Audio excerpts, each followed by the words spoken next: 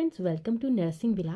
मैं पूजा आपकी अपनी फ्रेंड लेकर आई हूँ आपके लिए एक नया वीडियो जिसमें हम पढ़ने वाले हैं लेरेंजाइटिस। दोस्तों, लेरेंजाइटिस जो कि हमारा ईएनटी का डिसऑर्डर है, याद रखिएगा लेरेंजाइटिस हमारा ईएनटी का डिसऑर्डर है। तो चलिए स्टार्ट करते हैं, बिना देरी करे हम अपना आज का टॉपिक।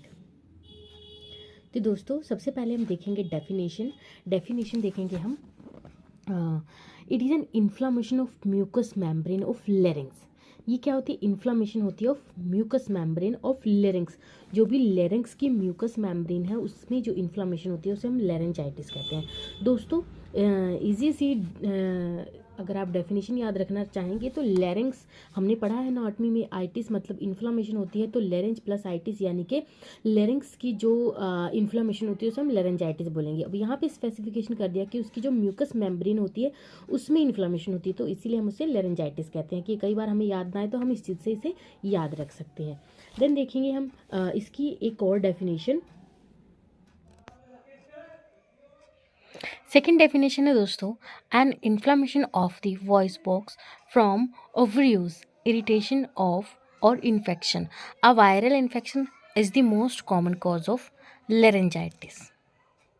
दोस्तों, ये इसकी इमेज भी दी गई है कि लेरेंजाइटिस किस तरीके से दिखाया जाता है। इसमें हमारी वोकल कॉर्ड कैसी होती हैं और इन्फ्लेम्ड जो भी वोकल कॉर्ड कैसी होती हैं, यानी कि नॉर्मल और इन्फ्लेम्ड दोनों को यहाँ पे दिखाया गया है।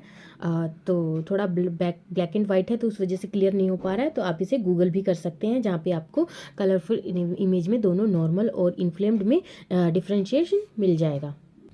बात करते हैं टाइप की, तो दोस्तों ये दो टाइप के होते हैं, acute laryngitis and chronic laryngitis. Acute laryngitis यानी कि जो शॉर्ट टर्म के लिए होती है, और क्रोनिक यानी कि जो लॉन्ग टर्म के लिए होती है। कॉज होता है इटियोलॉजी, यानी कि इसमें क्या क्या होते हैं causes. Viral infection example adenovirus, rhinovirus, influenza virus, parainfluenza virus. Bacterial infection example streptococcus pneumonia. Environmental changes, smoke, dust, chemicals और polluted environment, malnutrition, chronic sinusitis, chronic bronchitis. तो ये सब इसके कॉजेज होते हैं। देन देखेंगे हम इसमें पैथोफिजियोलॉजी क्या होती है दोस्तों। Invasive of causative organism into laryngeal mucus and non infectious disease. Antigen antibody reaction, histamine and prostaglandin releases, inflammation of laryngeal mucosa, oedematous of vocal cord, persistence voice disability. तो इस तरीके से स्टेप बाय स्टेप हम इसके pathophysiology समझ सकते हैं या फिर लिख सकते हैं या पढ़ सकते हैं। जैसे कि सबसे पहले क्या होता है, जो भी पॉजिटिव ऑर्गेनिज्म होता है हमारे जो लेरेंजल म्यूकोजा है वहाँ पे एंटर करता है, उसके बाद वहाँ पे नॉन इन्फेक्टियस डिजीज कॉज करता है। एंटीजन एंटीबॉडी रिएक्शन होता है वहाँ पे, उसके बाद हिस्टामाइन एंड प्रोस्टाग्लैंडिन जो भी रिलीज होते हैं, उसके बाद inflammation of laryngeal mucosa, oedematous of vocal cord में जो वोकल कॉर्ड होती है उसका एंडोमेटस हो जाता है ऑफ। देन आता है परसिस्टेंस वॉइस डिसेबिलिटी। उसके बाद क्या होता है, हमें जो भी बोलने वगैरह में प्रॉब्लम वगैरह आ जाती है, वॉइस डिसेबिलिटी हो जाती है। उसके बाद देखेंगे हम क्लिनिकल मैनिफेस्टेशन में देखेंगे दोस्तों हम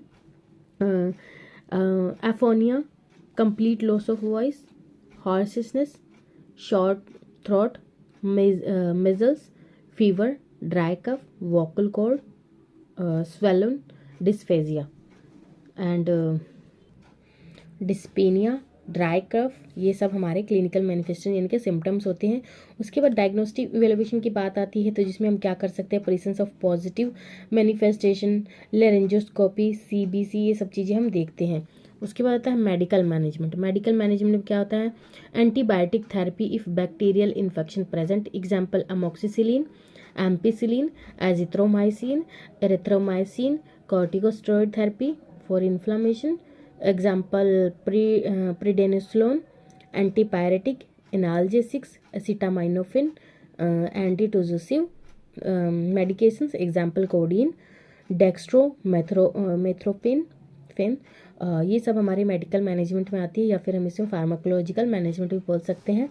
उसके बाद आता है नर्सिंग मैनेजमेंट। नर्सिंग मैनेजमेंट में आता है instruct the patient to avoid chemical and allergen, intake more amount of fluid, instruct the patient to avoid smoking, provide rest to the patient, maintain well humidifying environment, steam inhalation, nursing diagnosis, impaired verbal communication related to vocal cord abnormality, altered nutrition pattern related to vocal cord abnormality, altered breathing pattern related to disease condition, altered sleeping pattern related to pain in throat and irritability, altered body temperature related to infection, fluid volume deficit related to edema। तो दोस्तों ये था हमारा आज का topic. Hope करती हूँ कि आपको ये वीडियो हेल्पफुल रही होगी आपके लिए। अगर आपके लिए थोड़ा भी हेल्पफुल है तो please like share and subscribe जरूर कर दीजिएगा और एक कमेंट भी ज़रूर कीजिएगा। अगर आपकी और कोई क्वेरीज़ हैं, कुछ आप और एक्स्ट्रा नोट्स चाहते हैं तो आप हमें कमेंट कर सकते हैं या फिर नर्सिंग विलाड पर हमें मेल भी कर सकते हैं दोस्तों। तो ये जो भी हैं मेडिकल सर्जिकल के शॉर्ट नोट्स हैं, क्योंकि हमें बहुत सारी बुक दे दी जाती हैं, मोटी मोटी बुकें, जिसके लिए हमें कई बार क्या टाइम नहीं होता या फिर हम उतना नहीं पढ़ पाते हैं। सबकी अपनी अपनी कैपेबिलिटी होती है, लेकिन अगर हम शॉर्ट टाइम में शॉर्ट चीज़ें पढ़ना चाहते हैं, प्रिपरेशन करना चाहते हैं, सिर्फ इम्पोर्टेंट लिमिटेड चीज़ें, देन ये आपके लिए बहुत बेस्ट है, क्योंकि एग्ज़ाम में इतना ही पूछा जाता है और इतना लिख देते हैं तो वो सफिशेंट होता है। बट मैं ये नहीं कहूँगी कि आप एक्स्ट्रा मत पढ़िए। अगर आपके पास टाइम है तो आप जितना हो सकता है उतनी नॉलेज गेन कीजिए। जितना नॉलेज आप गेन करेंगे वो आपके लिए अच्छी होगी। मेरी तरफ से एडवाइस है, अगर आपके पास फुल ऑफ टाइम है तो आप फुल ऑफ सिलेबस भी कवर कीजिए और उसका निचोड़ बनाने के लिए एक आइडिया जो होता है वो यहाँ से ले सकते हैं। तो थैंक यू दोस्तों, फिर मिलते हैं नेक्स्ट वीडियो में नेक्स्ट टॉपिक के साथ। तब तक के लिए बाय बाय।